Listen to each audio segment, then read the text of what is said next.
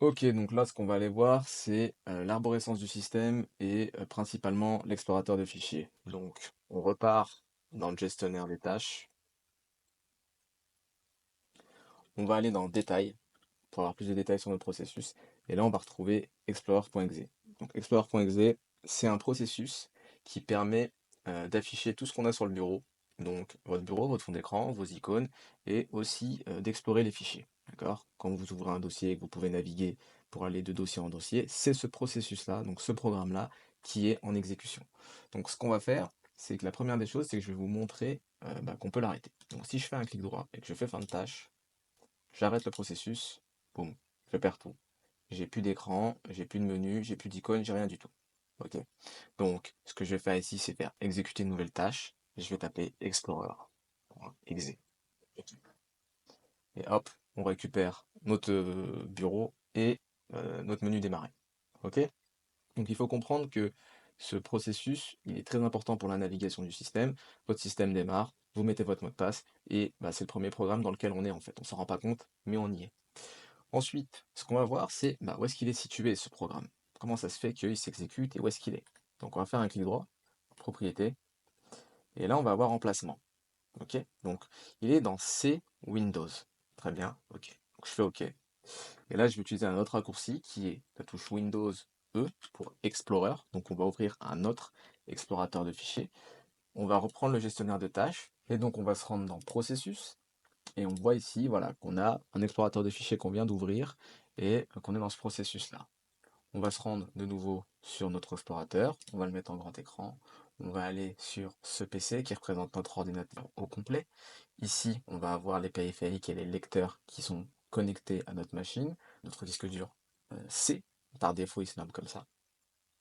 C'est le point d'entrée de notre machine et on a le dossier Windows. Ok, là on va aller chercher Explorer et on le retrouve ici. Donc on a bien notre programme ici, qui est un programme système et qui se retrouve donc dans le dossier Windows.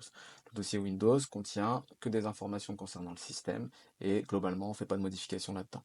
Ok, en tant que technicien ou admin système, on peut être amené à modifier des dossiers. Ok, on va pas rentrer là-dedans tout de suite, mais voilà, on peut avoir des problèmes de mise à jour Windows où il faut faire le ménage et on peut retrouver ça dans Software Distribution ou par exemple configurer le DNS si on a des soucis avec le DNS dans System 32, Driver, ETC, etc.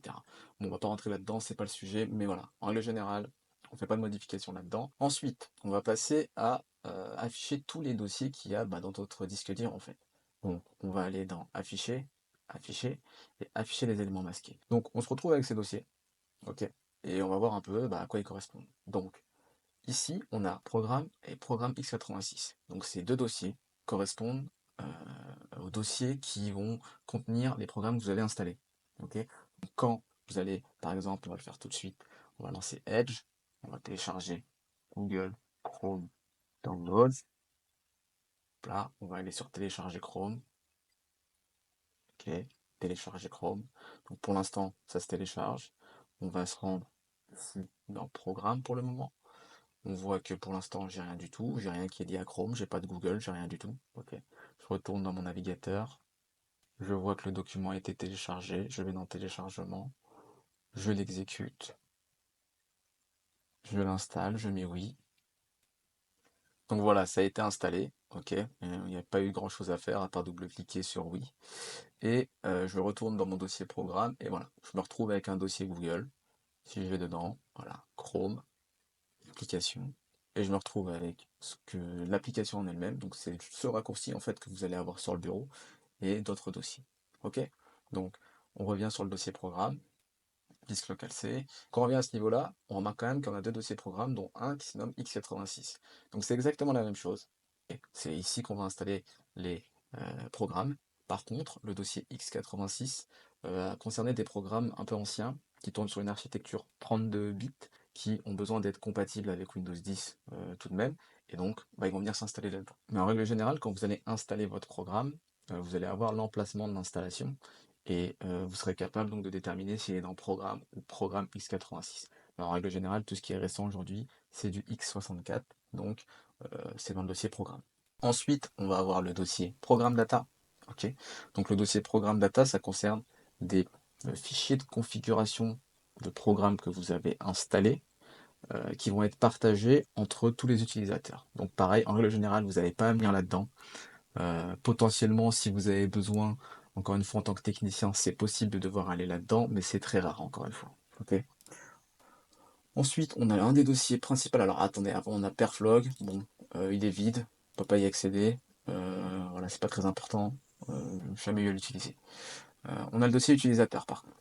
Et le dossier utilisateur, il est important. Parce que c'est ici que toutes les sessions viennent se créer.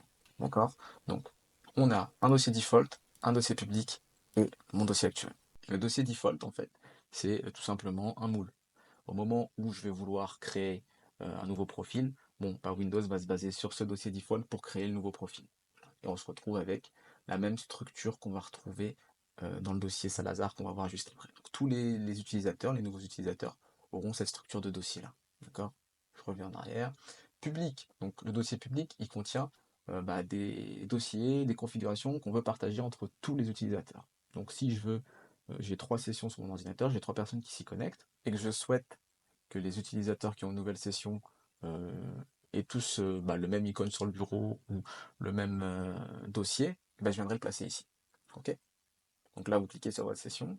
Et donc c'est ici que vous allez retrouver tout ce qui vous concerne. Principalement, on retrouve le bureau. Donc effectivement, votre bureau, c'est un dossier. Ensuite, on va avoir documents. Documents, c'est mes documents, tout simplement. Favoris, images, liens, etc. Tous ces dossiers, vous les connaissez déjà. Et en fait, ils sont tous stockés dans utilisateur et votre nom d'utilisateur. Ce qui fait que là, si vous devez faire une sauvegarde de vos fichiers, un backup ou autre, il vous suffit de venir ici, dans C utilisateurs, vous allez voir votre session complète, copier ce dossier et l'enregistrer. Tout simplement. Sur une clé USB, sur un disque dur externe, comme vous voulez. Mais c'est ce qui vous permettra de faire un backup.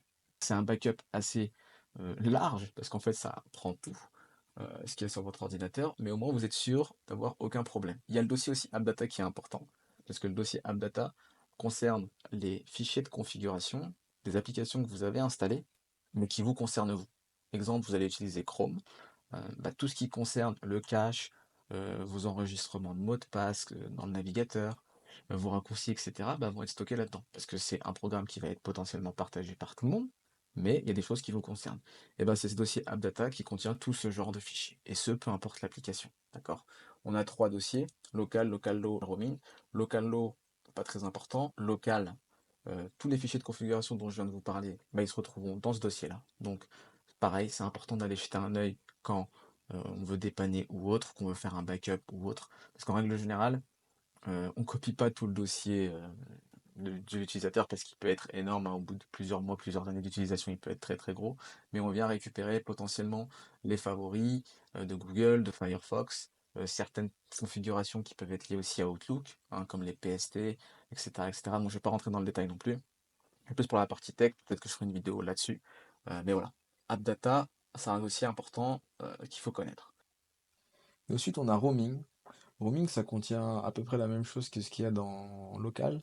La différence, c'est juste que c'est des fichiers de configuration qui vont être installés par des programmes qui peuvent être déplacés assez facilement, sans perturber l'application en fait. Donc voilà. Voilà. Ce qui est important de retenir, c'est qu'on a local et roaming. C'est les 2 dossiers que potentiellement vous aurez à consulter pour faire des sauvegardes, récupérer certains fichiers ou même modifier des fichiers de configuration, ça peut arriver. Et local low, pas besoin de s'y attarder, c'est pas un dossier que vous allez utiliser couramment. Et donc on a fait le tour de l'arborescence. Donc on va faire un dernier exemple, c'est qu'on va retourner dans l'utilisateur, Salazar, bureau, et je vais créer un nouveau fichier. Ok, je vais faire un nouveau document texte, je vais l'appeler blabla. Ok, je vais revenir sur le bureau, encore une fois avec un raccourci, Windows D pour desktop, qui représente le bureau.